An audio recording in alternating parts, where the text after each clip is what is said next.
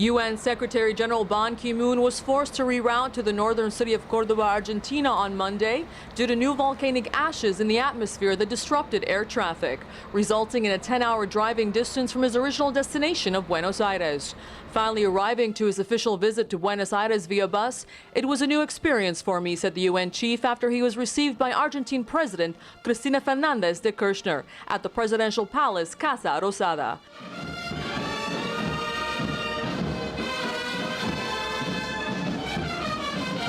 Where the Malvinas Islands was among topics high on the agenda. President Fernandez renewed the Argentine claim of sovereignty over the islands, calling on the United Nations in the presence of UN Secretary General Ban Ki-moon to ask England to resume discussions with Argentina over the sovereignty of the South Atlantic archipelago. Nuestro deseo de que Inglaterra finalmente acepte la resolución 2065 y concordantes de Naciones Unidas y del Comité de Descolonización en el sentido de sentarse a la mesa de negociaciones conjuntamente con la Argentina. Argentina is one of the strongest partners and most important member states of the United Nations. Argentina plays a crucial and ever-growing role in the global arena. You are strongly committed to the three pillars of the United Nations Charter: peace and security, development, and human rights.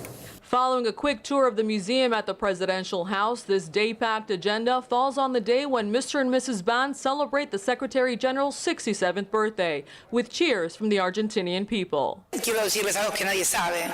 Hoy es el cumpleaños del Secretario General Ban Ki-moon.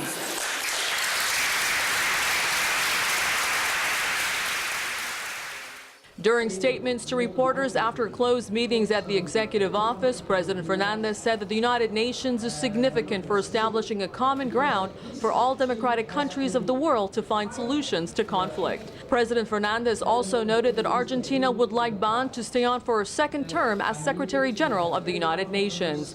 The UN chief officially announced last week at the UN that he will seek another 5-year term. He has already received the backing of the US, China, and many other UN member states.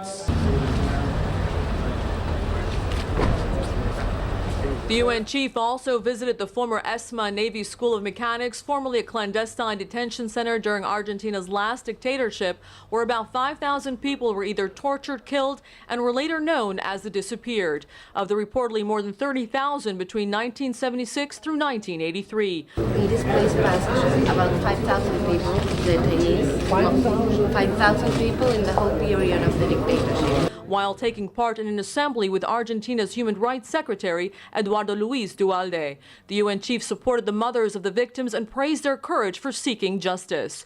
You have shown that there can be no safe refuge for those who commit crimes against humanity.